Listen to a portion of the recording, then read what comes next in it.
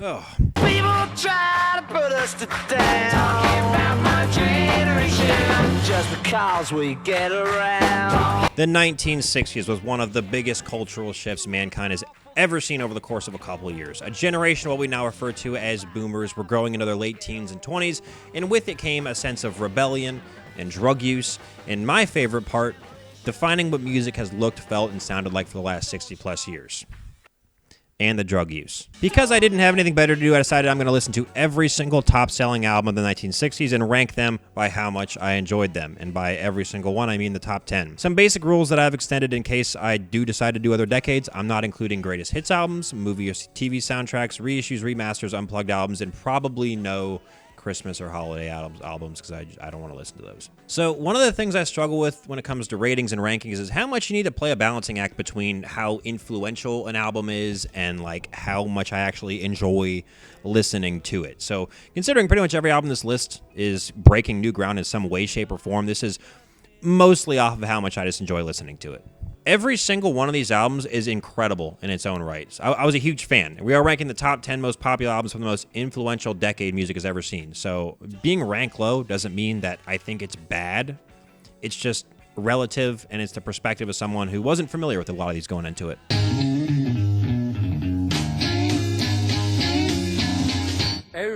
Hey, baby. Playing clean, he plays my intuition.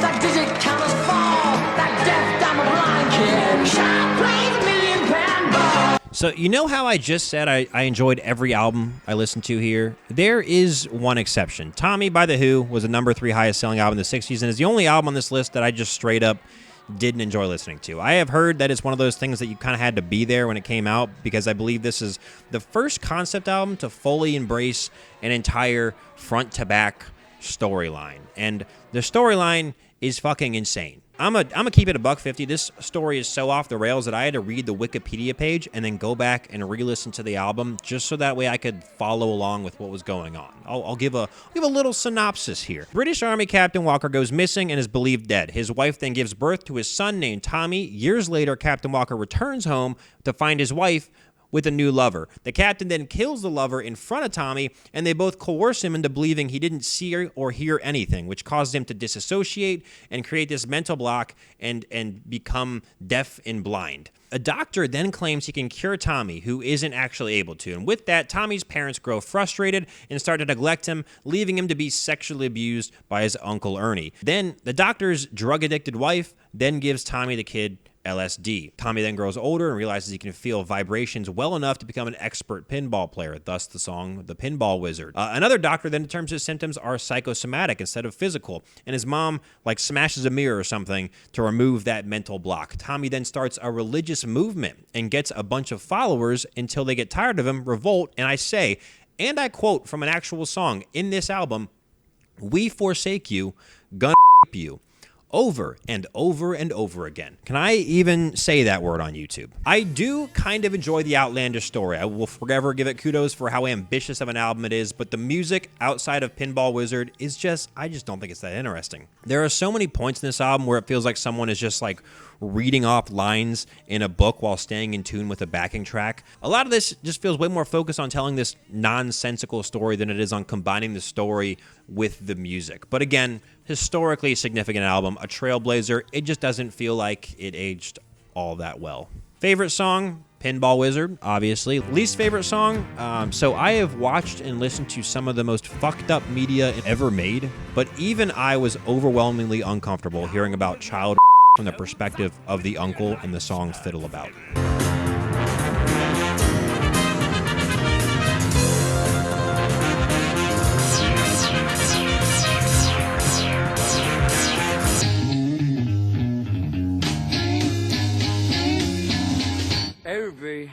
Was changing. We'd grown up a little. I think Grass was really influential in a lot of our changes, especially with the writers. Rubber Soul was an indication of the way. Rubber Soul, the 9th highest selling album, is pretty much the first time an artist ever really viewed an album as an art form in and of itself, as opposed to just like a collection of singles.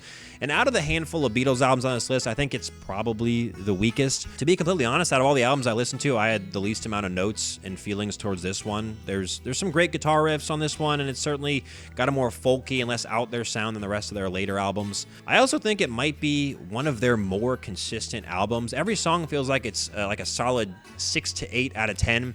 Nothing blows me away like While My Guitar Gently Weeps, but nothing has me completely scratching my head like Wild Honey Pie. Favorite song, this is a hot take, but I love the telly on What Goes On. And least favorite song, Run For Your Life, maybe. There's like a 5-way tie for this spot as like, you know, a 6 out of 10 song, I guess. In your mind, you are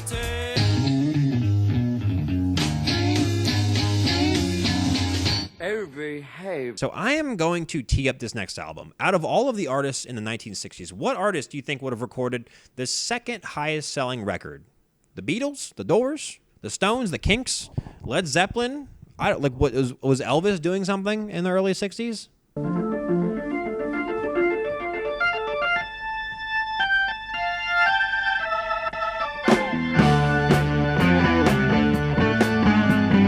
When I first saw this, I legitimately thought it was some kind of error, but no, In-A-Gadda Vida by some band named Iron Butterfly, which I probably would have thought was a Led Zeppelin parody band name, had a one-hit wonder in 1968 that propelled them above every single Led Zeppelin, Doors, and all but one Beatles album in sales in the 60s. And you know what? This band shouldn't have been a one-hit wonder. I love Black Sabbath. Actually, I had to pull out the vinyl proof. I love Black Sabbath, but Iron Butterfly kind of beat them to the punch when it comes to like heavier, psychedelic sounding rock music. Obviously, they're nowhere near as good as Sabbath, but it is really strange to hear that they released this 2 years before Sabbath's first LP. The lead singer kind of sounds like if Eddie Vedder was doing an Elvis impersonation.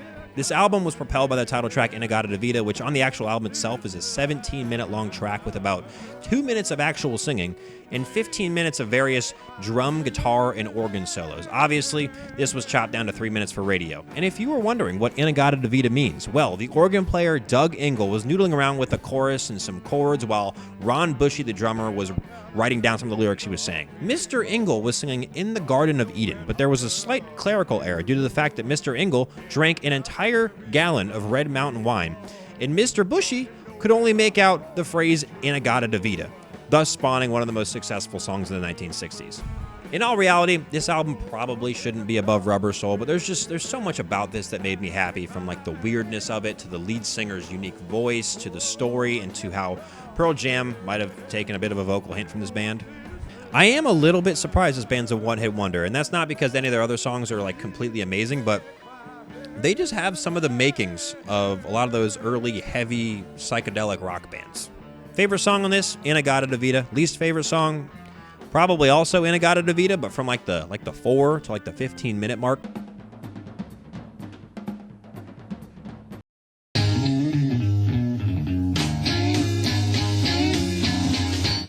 behave.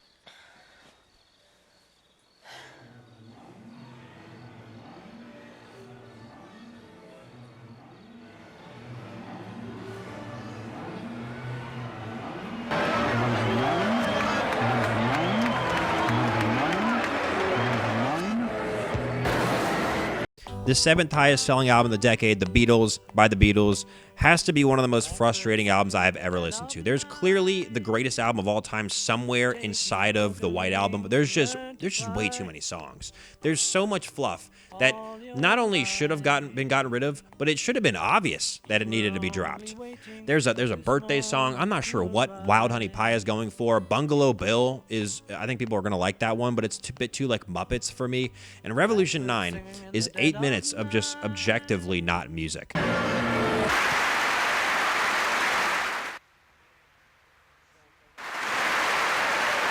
It feels like the Beatles were trying a bunch of different and new things and kind of throwing shit at the wall to see what sticks, but it should have been so clear what of those pieces weren't sticking. It should have been obvious that there were some pieces of shit that were actually stuck to the fucking wall. And they should have left those ones in the album. But at the same time, some of the most incredible music ever made. Helter Skelter, Blackbird, Obladi Obadai, While My Guitar Gently Weeps. There's even a couple of legitimate country songs that I really enjoyed.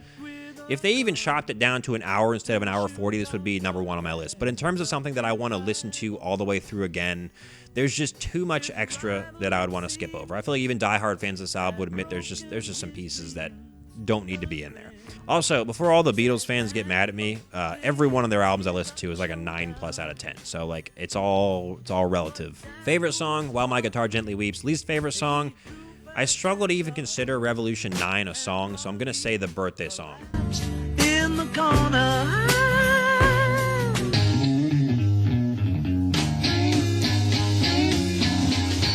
Behave. And the flame is crashing to the ground, not quite to the mooring mast.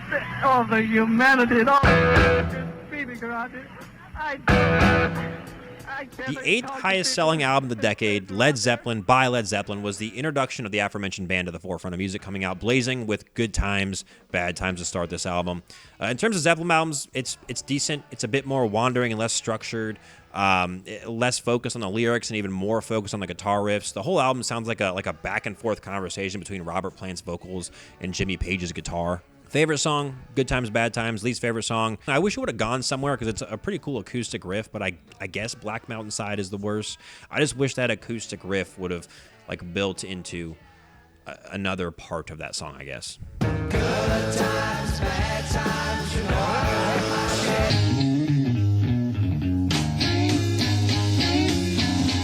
I behave.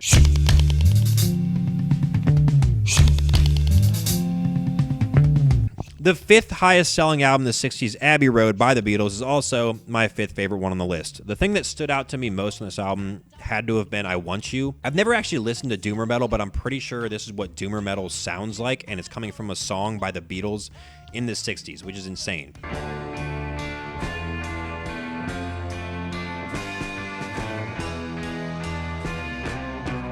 And then there's like an abrupt end to that song, and it leads right into Here Comes the Sun, which is so startling, and I absolutely loved it.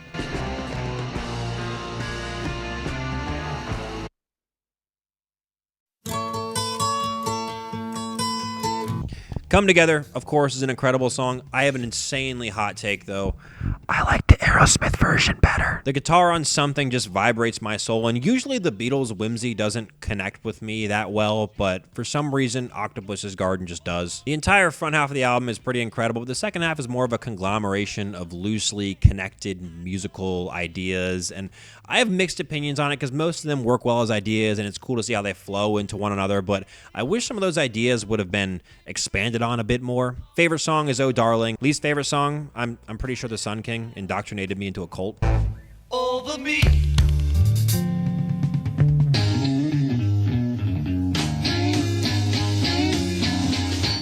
Behave. Well, lads, what do you think of the new album cover? Great, but it won't look good when it's shrunk down for a CD. Ringo, are you from the future? Yeah, and I outlived two of you. Lucy in the sky with diamonds. Out of all the incredible Beatles albums that I listened to for this, I can only think of two of them that really felt like completed musical ideas from the Beatles at the height of their creativity. Rubber Soul was a little bit too early in their musical upbringing. Abbey Road and White Album, you could really feel some of the repercussions of turmoil within the group at those times. But one of those top tier albums is the #1 sold album of the decade, and that is Sgt. Pepper's. One of the broader critiques I would have of the Beatles albums is they cover a lot of distance in their albums, and at times it can feel a little bit disconnected, but the vast array of sounds that they're able to cover within this album while still feeling like a cohesive piece of music is impressive. It's pretty excellent front to back. I love the idea of pretending to be a fictitious band for a whole album. My only criticism is I wish they would have leaned into this idea a little bit more. If you took out the two Sgt. Pepper songs, it's basically still the same album because you don't really see that musical idea presented much anywhere else. Favorite song, Lucy in the Sky. Least favorite song, Being for the Benefit of Mr. Kite. I understand this is based off of, I believe Lennon looked at like a circus poster and thought, what if we just made a song that feels like this poster? Which is really cool, and it works well. It's all relative. I had to pick a least favorite song. Lucy in the sky with diamonds.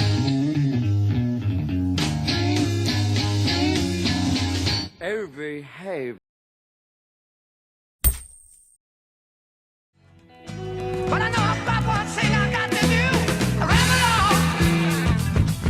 Jimmy Page is absolutely cooking on the 6th highest selling album, Led Zeppelin II. I don't know what else I'm supposed to say, to be honest. I think Ramble On might be one of my favorite songs of the 60s. There's just something about hard rock songs based on really nerdy subjects that it just gets me going. There are albums that are really interesting to discuss. Then there are albums that you just need to listen to. And I think Led Zeppelin II is just something you need to listen to. There's nothing you can say about the music that it doesn't say about itself. Favorite song, Ramble On. Least favorite song, Thank You.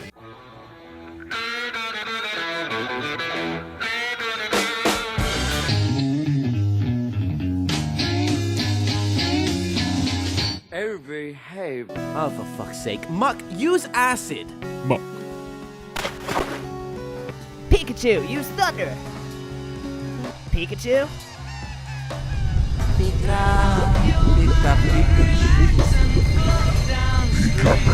What's the matter, Pikachu? As I said with Sgt. Pepper's, this is the Beatles at their absolute best, where they're able to combine their musical ideas into a concise and comprehensive collection of songs that still feels cohesive, yet stretches a vast array of sounds. A lot of people rag on Yellow Submarine for being a little childish, but I still think it works. Here, There, and Everywhere is a beautiful love song, and I'm Only Sleeping took a couple of listens to get into, but some of the production choices on that song are just incredible. Favorite song, Eleanor Rigby. Least favorite song, Good Day Sunshine. And our friends are all aboard.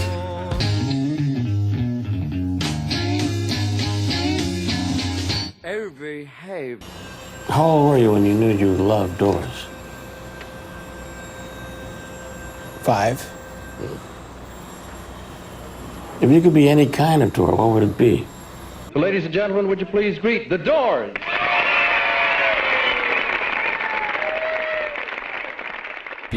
And finally, for my favorite album of the top 10 selling albums of the 1960s, we have the number 4 highest selling album, The Doors by The Doors. When I think of music that defines the 60s culturally, I think this album hits all those notes better than any others. I could just play a montage of videos from the 60s and overlay The Doors on top of them, and it just fits perfectly.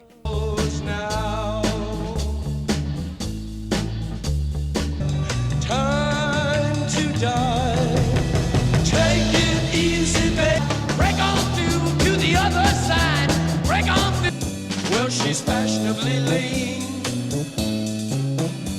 What will be so limitless and free? From the very start, with Break On Through, you're hit with a dueling bass and guitar line in each ear, through to Soul Kitchen and 20th Century Fox. This album even has an adapted German song from a German play with Alabama song that sounds like a drunken carnival. The guitar riffs and the bass lines are incredible, but the real star of the show is, of course, Jimbo Morrison himself. He doesn't hit all the notes perfectly, but you just really feel it when he sings. The way his voice kind of drones around, it almost sounds drunk, it's mesmerizing. Favorite song, 20th Century Fox, but that'll probably change in like 3 days. Least favorite song, this was a genuinely hard one to come up with. Honestly, the vibes are immaculate, and the Apocalypse Now scene is top tier, but I might have to say that I am least likely to listen to the end on like a random day.